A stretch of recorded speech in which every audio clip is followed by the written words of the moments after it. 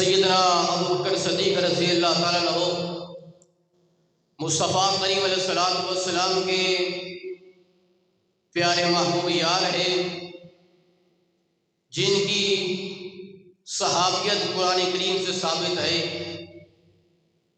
حضور کریم علیہ الصلوۃ والسلام کے اور بھی صحابہ ہیں، کسی کی صحابیت تاریخ سے ثابت ہے، کسی کی صحابیت احادیث سے ثابت ہے، لیکن سیدنا ابو بکر صدیق رضی اللہ تعالیٰ عنہ آپ کی صحابیت قرآن کریم سے ثابت ہے۔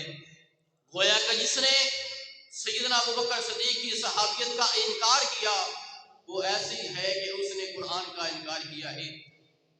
اور کسی کی ایک پشت صحابی ہے، کسی کی 2 پشتیں صحابی ہیں، کسی کی 3 پشتیں صحابی ہیں، لیکن سیدنا صدیق اکبر رضی اللہ تعالیٰ عنہ آپ کو پر قربان جاؤں، آپ کی 4 پشتیں صحابی ہیں۔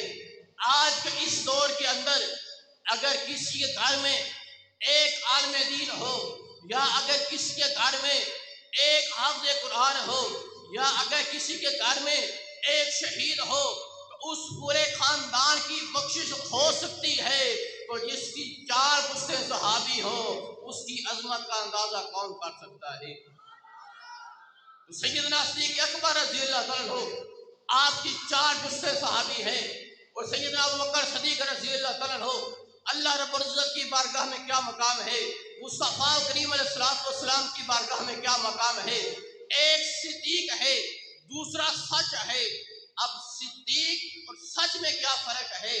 سچ اس کو کہتے ہیں جو واقعہ دیکھا جائے، واقعہ دیکھ کے اس کے مطابق بات کی جائے، اور اس کو سچ کہتے ہیں۔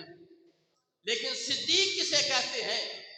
صدیق اسے کہتے ہیں جو بات زبان سے کہے، زبان سے بات کرنے کے مطابق واقعہ ہو جائے۔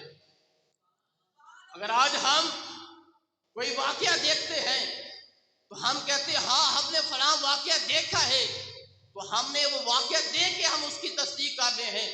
لیکن سیدنا صدیق اکبر رضی اللہ تعالیٰ عنہ آپ کون صدیق ہے؟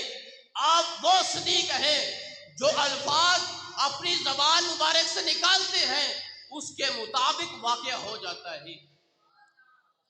جب میرے اور آپ کے آقا کریم علیہ الصلوۃ والسلام ایک جنگ سے واپس آ رہے ہیں، صحابہ کرام بھی تشریف فرما ہے، اس جنگ کے اندر ایک بوڑھی مائی ہے، اس کا نوجوان بیٹا بھی شامل تھا، لیکن اس کا مائی کا فوت ہو جاتا ہے، شہید ہو جاتا ہے۔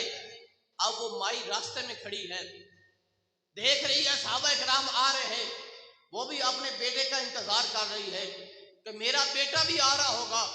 تو جب مصطفیٰ کریم علیہ الصلوۃ والسلام آتے ہیں، وہ مائی عرض کرتے کہ یا رسول اللہ صلی اللہ علیہ وسلم میرا بیٹا کہاں ہے؟ اب میرے مصطفیٰ کو پتا تھا کہ اس مائی کا بیٹا تو جنگ میں شہید ہو چکا ہے، لیکن حضور نے اس مائی کو بتایا نہیں، اس لیے کہ اس مائی کو غم نہ ہو، اس کو تکلیف نہ پہنچے۔ تو مصطفیٰ کریم علیہ الصلوۃ والسلام نے فرمایا کہ مائی میرے پیچھے عمر فاروق آ رہے ہیں، تم ان سے پوچھنا۔ جب حضور یہ بات کر کے چلے جاتے ہیں، سیدنا عمر فاروق آتے ہیں، اس مائی نے یہی سوال کیا۔ سیدنا عمر فاروق رضی اللہ تعالیٰ عنہ یہ جانتے تھے کہ اس مائی کا بیٹا تو جنگ میں شہید ہو چکا ہے، لیکن آپ نے میں نہیں بتایا۔ کہ جب حضور نے نہیں بتایا تو میں کیسے بتاؤں؟ آپ نے فرمایا کہ مائی میرے پیچھے عثمان غنی آ رہا ہے، تم ان سے پوچھنا۔ وہ بھی چلے جاتے ہیں، جب سیدنا عثمان غنی رضی اللہ تعالیٰ آتے ہیں، وہ مائی یہی سوال کرتی ہے، لیکن عثمان غنی نے نہیں بتایا۔ آپ نے فرمایا میرے پیچھے مولا علی سرکار آ رہے ہیں، تم ان سے پوچھنا۔ جب مولا علی رضی اللہ تعالیٰ آتے ہیں، اس مائی نے یہی سوال کیا کہ علی میرا بیٹا کہاں ہے؟ آپ بھی جانتے تھے کہ اس مائی کا بیٹا تو جنگ میں شہید ہو چکا ہے، لیکن آپ نے میں نہیں بتایا۔ فرمایا کہ مائی میرے پیچھے ابو بکر آ رہے ہیں، تم ان سے پوچھنا۔ تو جب سیدنا ابو بکر صدیق آتے ہیں، وہ مائی کہنے لگی کہ ابو بکر میرا بیٹا کہاں ہے؟ تو سیدنا صدیق اکبر بھی جانتے تھے کہ اس مائی کا بیٹا جنگ میں شہید ہو چکا ہے، لیکن آپ نے بتایا نہیں، حضور نے بتایا نہیں، عمر فاروق نے بتایا نہیں، عثمان غنی نے بتایا نہیں، مولا علی نے بتایا نہیں، آپ فرمانے لگے کہ مائی تمہارا بیٹا پیچھے آ رہا ہے۔ اب وہ مائی کا بیٹا تو جنگ میں شہید ہو چکا تھا، لیکن جب آپ نے یہ فرمایا کہ مائی تمہارا بیٹا آ رہا ہے تو فوراً اللہ رب العزت نے جبرائیل علیہ السلام کو حکم فرمایا کہ اے جبرائیل تم جلدی سے جاؤ، اس نوجوان کو زندہ کر کے اس کی والدہ کے پاس لے کر آؤ، اس لیے کہ کہیں میرے محبوب کا محبوب صدیق جھوٹا نہ پڑ جائے، کیونکہ صدیق اکبر نے زبان سے الفاظ نکال دیے تھے کہ مائی بیٹا آ رہا ہے، تو فوراً اللہ رب العزت نے حکم فرما دیا۔ تو سیدنا صدیق اکبر رضی اللہ عنہ کا رب کی بارگاہ میں اور مصطفیٰ کریم کی بارگاہ میں یہ مقام ہے۔ صدیق کی صداقت سے چمن میں پھول بنتے ہیں، صدیق کی صداقت سے چمن میں پھول بنتے ہیں، انہی کے نقش قدم سے اصول بنتے ہیں، تو مجھ سے کثر صداقت کے منزل کو مت پوچھ، ان کے گھر سے گلہائے رسول بنتے ہیں۔ وآخر دعوانا الحمدللہ۔